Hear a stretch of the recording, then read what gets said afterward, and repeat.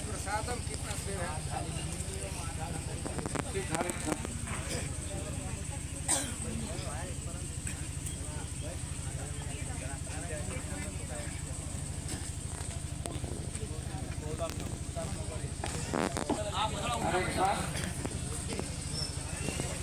जानते हैं जो प्रसादम का जो ट्रक है, प्रसादम की जो गाड़ी है, किसी न किसी कारण से उसे विलम्ब हो रहा है।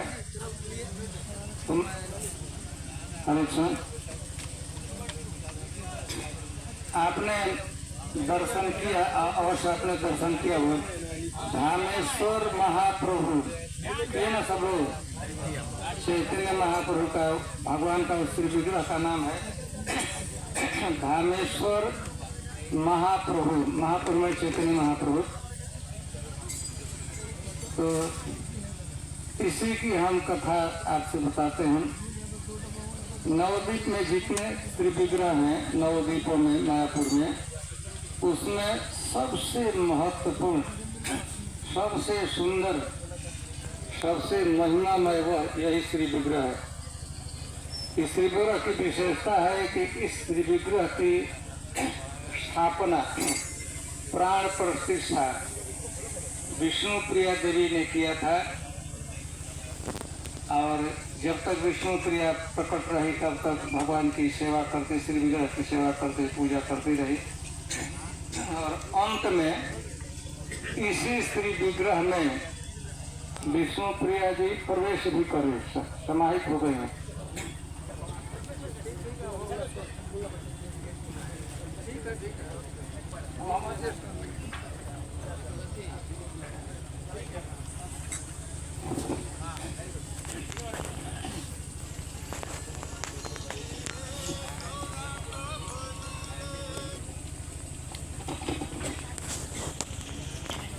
धामेश्वर महाप्रभु, जो श्री विग्रह का आपने दर्शन किया, उसी को मैं संक्षेप में बताता हूँ। जानते हैं भगवान चैतन्य महाप्रभु आविर्भाव मायापुर में हुआ था और लगभग चैतन्य महाप्रभु लगभग 20 वर्ष का उम्र था। तो चैतन्य महाप्रभु का विवाह विष्णु प्रिया जी से हुआ था। उससे पहले भी एक विवाह हुआ था लक्ष्मी प्रिया से। तो चैतन्य महाप्रभु का विवाह विष्णु प्रिया जी से हुआ था। जिस समय भगवान चैतन्य महाप्रभु संन्यास लिए, उस समय विष्णु प्रिया जी का उम्र 16 वर्ष का था। चैतन्य महाप्रभु का उम्र 24 वर्ष और विष्णु प्रिया जी का उम्र हम लोगों की गणना से, मानवीय गणना से 16 वर्ष का था। अब जानते हैं भगवान चैतन्य महाप्रभु जिस समय संन्यास लिए, पिता का निधन हो चुका था। जगन्नाथ मिश्र नहीं थे, घर में माँ थी वृद्ध, असहाय, और विष्णु प्रिया पत्नी थी। दोनों को छोड़कर चैतन्य महाप्रभु संन्यास ले लिए। चैतन्य महाप्रभु संन्यास लिए तो भगवान चैतन्य महाप्रभु का जो पादुका था, पदत्राण खड़ा हूँ, उसकी विष्णु प्रिया जी पूजा करने लगी। आप लोग कल्पना कर सकते हैं विष्णु प्रिया कितनी दुखी होगी, सच्ची माँ कितनी दुखी हुई, भगवान छोड़कर चले गए। ठीक है, तो विष्णु प्रिया जी खड़ाऊ की पादुका की सेवा करती थी, पूजा करती थी, संतोष करती थी कि भगवान यही है हमारे लिए। लेकिन कुछ वर्षों के बाद भगवान चैतन्य महाप्रभु, आप जानते हैं जगन्नाथपुरी रहे, साथ दक्षिण भारत में गए, बंगाल में भी आए थे, फिर वृंदावन गए, फिर लौट कर चैतन्य महाप्रभु जगन्नाथपुरी गए। और विष्णु प्रिया जी को पता लगा कि भगवान चैतन्य महाप्रभु तिरोहित हो गए। यहाँ की लीला समरित करके, समेट करके भगवान अपने धाम में चले गए। तो पहले तो दुख था ही, संन्यास लिए थे, अब दूसरा है कि अब भाई भी नहीं, जगन्नाथपुरी भी नहीं है। तो जब यह सूचना विष्णु प्रिया माता जी को मिला कि भगवान चैतन्य महाप्रभु पृथ्वी का परित्याग करके स्वधाम चले गए, तो उन्होंने अन्न और जल का परित्याग किया। केवल रोटी रहती थी और उसके साथ उनके सेवक थे, उनकी सहायता करते थे, साथ में रहते थे बंसी बदन ठाकुर तो दोनों ने ही क्या कर अन्न जल का परित्याग कर दिया। मतलब अन्न नहीं खा, ऐसा मत समझ तो फल खाते होंगे। अन्न मतलब भोजन परित्याग, जल मतलब कुछ पीते, ऐसा मत है कि जल नहीं पीती थी तो क्या कहते हैं कि डाब पीती थी, सूप पीती ना। अन्न जल का परित्याग मतलब कि कुछ भी निराहार, केवल और केवल शरीर में क्या जाता था, वायु, बस इतना। और हमेशा आंसू से सुख, कभी नेत्र सूखते नहीं थे। बहुत दुख में दोनों पड़ गए, विष्णु प्रिया जी और सभी लोग दुखी हुए थे, लेकिन विशेष कर तो भगवान चैतन्य महाप्रभु एक दिन स्वप्न में प्रकट हो गए विष्णु प्रिया जी के पास। उनके प्रकट हुए चैतन्य महाप्रभु स्वप्न में, और अपने घर में जहाँ बंसी बदन ठाकुर थे वहाँ भी चैतन्य महाप्रभु प्रकट हो गए। और एक ही समय दोनों को चैतन्य महाप्रभु ने सांत्वना दिया कि विष्णु प्रिया से कि विष्णु प्रिया तुम शोक मत करो, अन्न जल ग्रहण करना प्रारंभ कर दो, खाओ पियो रहो। यदि तुम्हारा मेरे प्रति वियोग हो रहा है तो उस नीम वृक्ष से, जिस नीम वृक्ष के नीचे मेरा जन्म हुआ था, जिस नीम वृक्ष के नीचे मेरी माँ सची हमको स्तनपान कराती थी, दूध पिलाती थी, तो उसी नीम वृक्ष से, विशिष्ट शाखा से काटे श्री विग्रह तुम बनाओ, मेरा विग्रह। और बंसीबदन ठाकुर को भी कहे कि आप रोए मत, बना लीजिए विग्रह, बना लीजिए।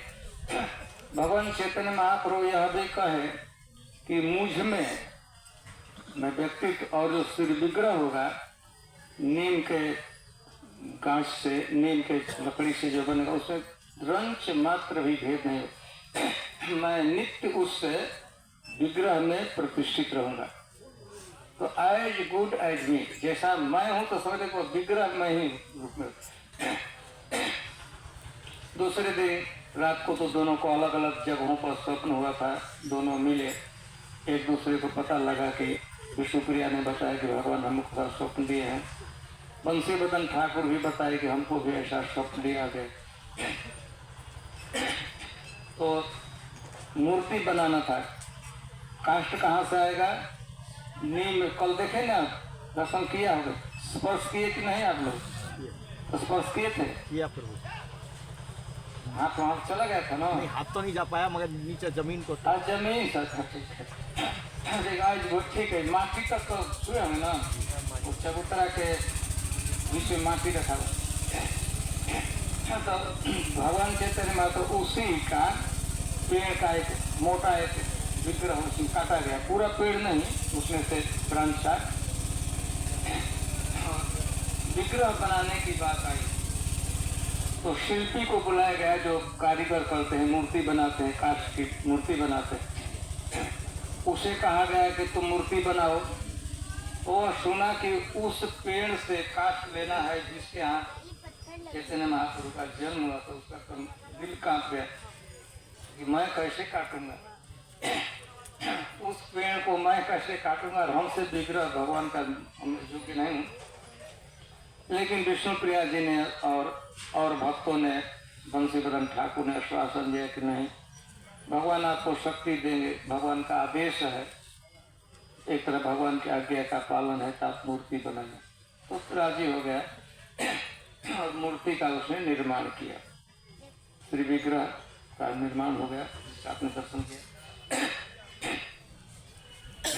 यह 15 दिन में तैयार हुआ था, 15 दिन लगा था शिल्पी को। जिस दिन पेड़ से एक ब्रांच को, शाखा को काटा गया, 15 दिन में श्री विग्रह तैयार हो गया। और भी प्राण प्रतिष्ठा की बात थी, तो प्राण प्रतिष्ठा गौर पूर्णिमा के दिन हुआ। तो प्राण प्रतिष्ठा हुआ तो बड़ा भारी उत्सव हुआ।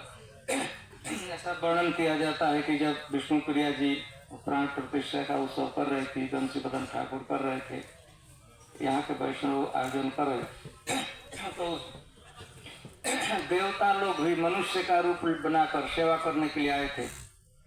और स्वर्ग की देवियां, यहाँ तक लक्ष्मी जी आई थी, सरस्वती जी भी आई थी, पार्वती जी भी आई थी।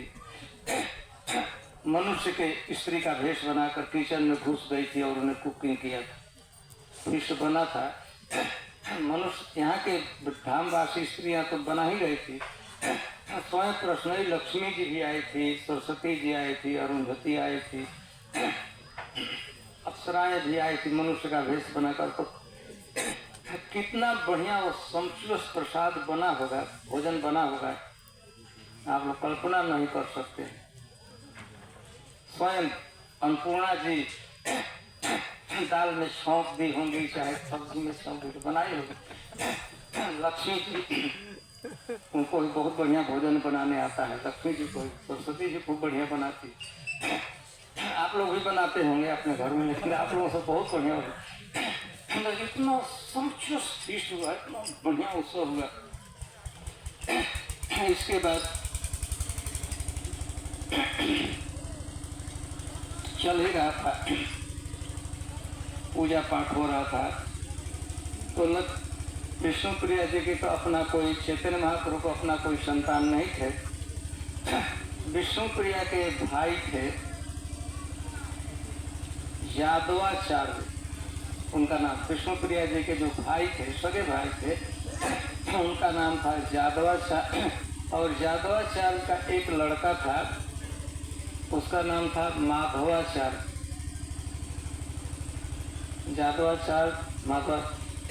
माधवाचार्य विष्णु प्रिया के क्या लगता होगा? भतीजा ना, भाई का लड़का है, भतीजा ना, भतीजा ही ना। तो विशेष रूप से उसी लड़के पर दायित्व दिया गया। माधवाचार्य मतलब विष्णु प्रिया जी का जो भाई का लड़का था, भतीजा था, वही सेवा पूजा विशेष करता था। लेकिन विष्णु प्रिया की सेवा सब लोग करते, मिलकर करते थे। और आप जन का आज भी जो परंपरा है वह गोस्वामी है, विष्णु प्रिया के भाई के वंशज हैं, माधवाचार्य के वंशज। आप अभी भी वो लोग वहाँ पूजा करते हैं।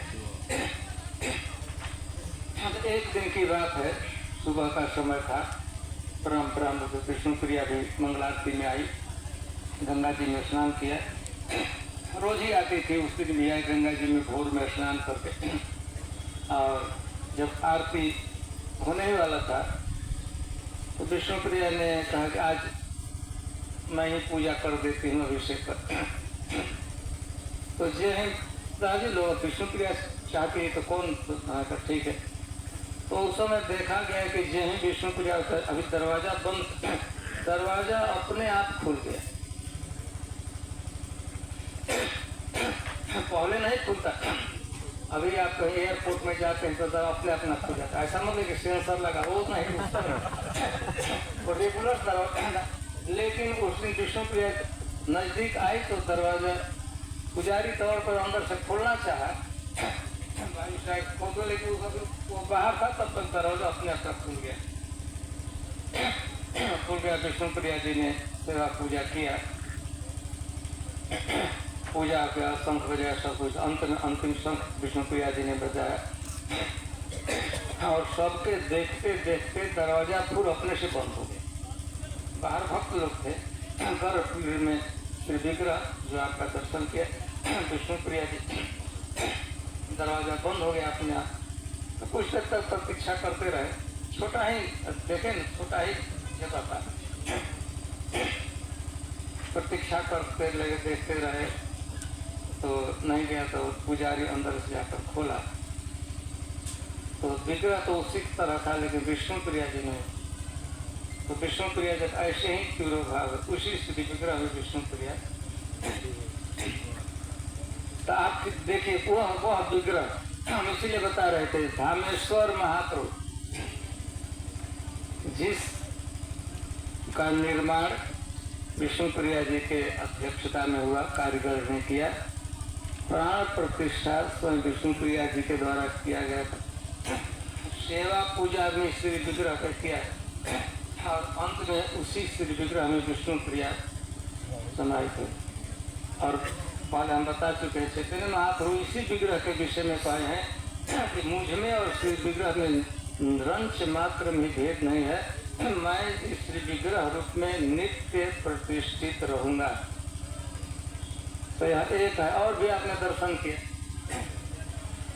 तो फिर प्रसादम के बाद अथवा द्वितीय प्रसादम के बाद, तो फर्स्ट ब्रेकफास्ट, उसके बाद इसी पंडाल भी तैयार हो जाएगा, मंच भी देखकर तैयार हो जाएगा।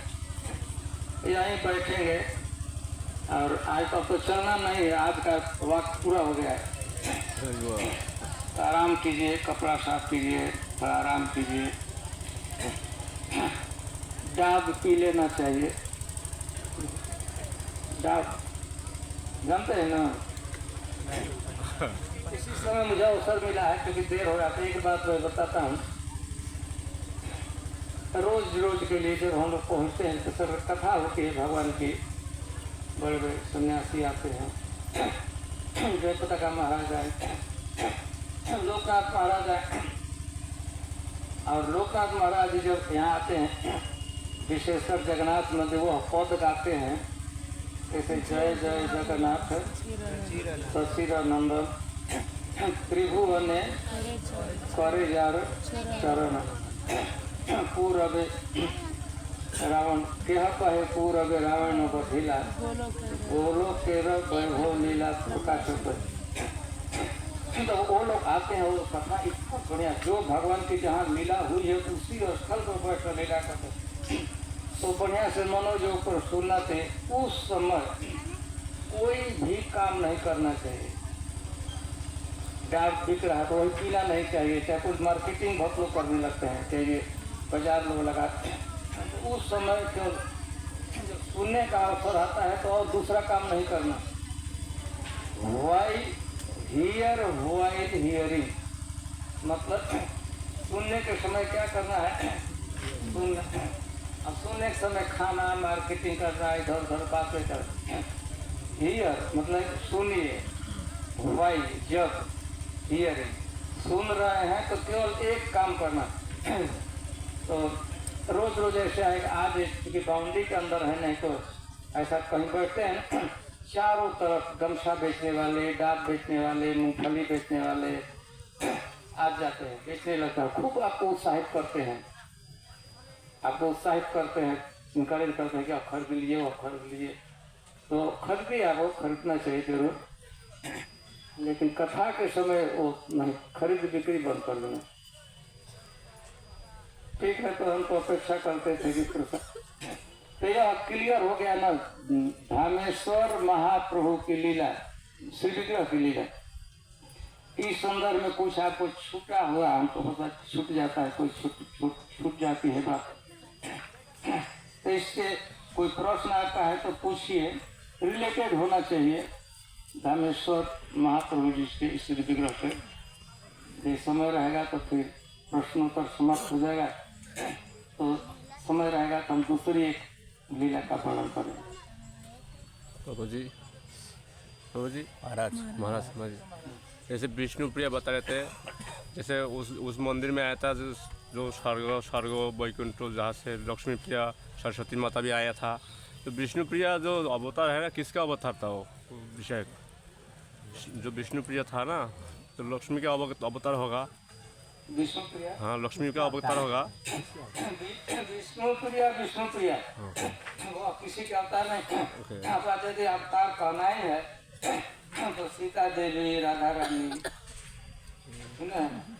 ऐसे तो विष्णुप्रिया, लेकिन आपको अवतार से जोड़ना है तो सीता देवी थी, चाहे श्रीमती राधा रानी थी, अथवा स्वयं पौधे लक्ष्मी जी,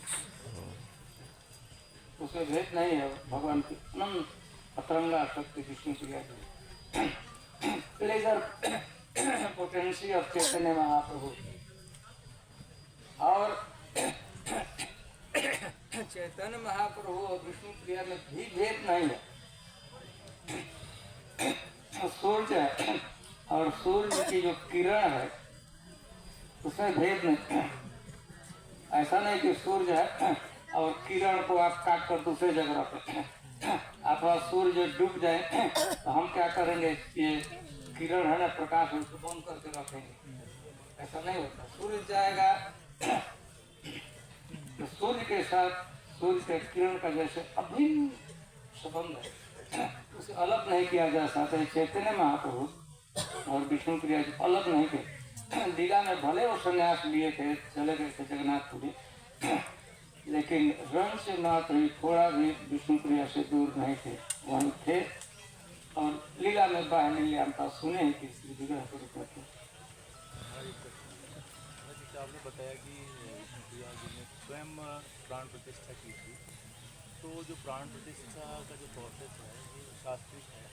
और जैसे घरों में जैसे काफ़ी लोग घरों में लड्डू गोपाल जी रखते हैं, ये विदाउट एनी प्राण प्रतिष्ठा और उनकी सेवा करते हैं, तो क्या वो कोई बोनाफाइड है या हमको ध्यान में आपको लीला से ही रखिए, बाहर में तो हमको खींच कर मुझे लीला सब नहीं कुछ ना। फिलहाल आपका प्रश्न बहुत अच्छा है, इसको कभी आप कहाँ से दिल्ली में ही चर्चा कर वहीं पर लोग लड्डू गोपाल जी का रखे हैं, कोई प्राण प्रतिष्ठा किया है, कोई नहीं किया है। यहाँ पर यही परिवेश में रहते हैं, यहाँ पे नवदीप के परिवेश में।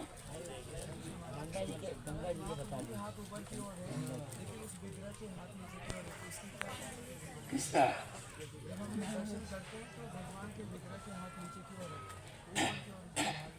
अरे भगवान तो हाँ तो त्रिपुरा कभी ऊपर पर लेते हैं, भगवान भक्तगार कभी जो कारीगर बनाता है तो भगवान को कभी देखता है ऊंचा हाथ के, कभी नीचा के, तो ऐसे ही बना। तो मन में जो कारीगर ऑथेंटिक तो पहले उसके मन में वो श्री विग्रह उतरता है, उसके मन में उसी श्री विग्रह को अपने हाथ कला के द्वारा बाहर प्रकट करता है। तो लगता है वो कारीगरी बना रहा हो तो उसके मन में वही बात आई होगी कि उस समय से चले वहाँ पर नीचे हमेशा नहीं ना हाथ ऊपर कर सकते हैं। गंगा जी के अवतार, गंगा अवतरण, गंगा जी कैसे पृथ्वी पर, यह वास्तव में श्रीमद् भागवतम के 9वें स्कंद के 2-3 अध्याय में वर्णन है। उसको पढ़ने के लिए एकदम पक्का 1 घंटा चाहिए, पक्का 1 घंटा समय, कच्चा 1 घंटा नहीं, 50 मिनट 55 मिनट, पक्का 1 घंटा चाहिए। और हम नहीं समझते हैं कि चालू करेंगे तो उतना हमारे पास तब तक ट्रक आ जाएगा तो आपको रोकना। लेकिन किसी दिन गंगा भगवान चैतन्य महाप्रभु की जो लीला के उपकरण, ये 9 द्वीप है, द्वीप में 9 आइलैंड और माँ गंगा, गंगा जी अभिन्न लीला उपकरण है। कैसे जानवी तट बने जग मन लो, जानवी मतलब गंगा। जानू ऋषि एक दिन जाएंगे उनके भाई, वो जानू ऋषि, वो गंगा जी जानू ऋषि की पुत्री है, इसलिए जानवी कहा जाता है।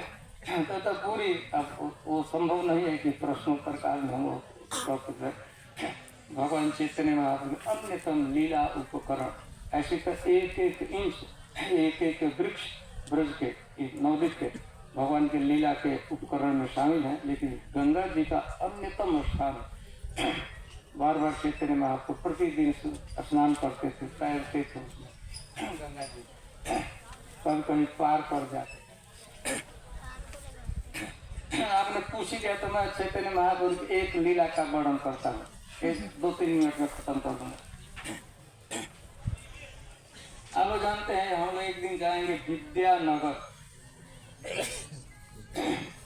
तो चैतन्य महाप्रभु विद्या वाचस्पति का गांव भी है विद्यानगर। चैतन्य महाप्रभु नवदीप से माने मायापुर गंगा जी को पार करके, नौका से पार करके यहाँ पढ़ने आते थे।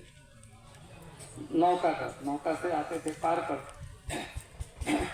एक दिन जब चैतन्य महाप्रभु आए और फिर वो चैतन्य महाप्रभु छवि अपने चैतन्य महाप्रभु उम्र के छात्र जहाँ पे पुस्तक भी था, खड़े घाट पर आए तो नौका नहीं थी। उधर भी उस साइड में भी कुछ लोग प्रतीक्षा कर रहे थे। देखे चैतन्य महाप्रभु उधर नौका भी वहाँ भी नहीं है, वहाँ भी प्रतीक्षा कुछ कर रहे थे इधर पार करके। और चैतन्य महाप्रभु पार कर रहे, नौका नहीं। तो अब क्या कर, कुछ देर तक प्रतीक्षा किए चैतन्य महाप्रभु कि नौका आ जाएगी तो चढ़ कर बैठा। बहुत विलम्ब होना, उधर स्कूल में जाना था, पाठशाला में जाना था। तो चैतन्य महाप्रभु उतरिए रहते थे, उतरिए मतलब ऊपर का चादर। तो सब उधर वाले देख रहे थे, इधर तो कोई, उधर वाले देख रहे थे।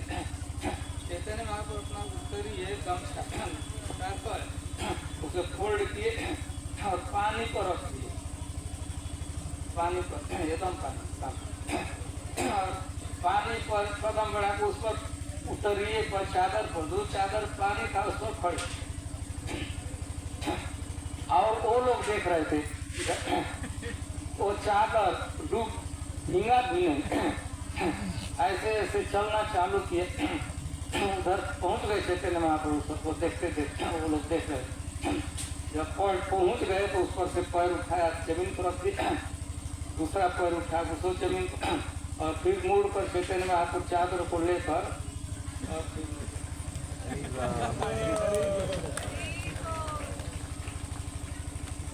अब लेकिन आप लोग कभी ऐसा गमछा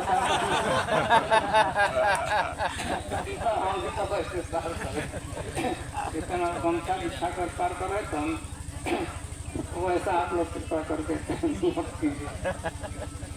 लीला गंगा जी से रिलेटेड है, इसलिए गंगा जी पार किए। ऐसी छोटी छोटी बहुत सी लीलाएं हैं।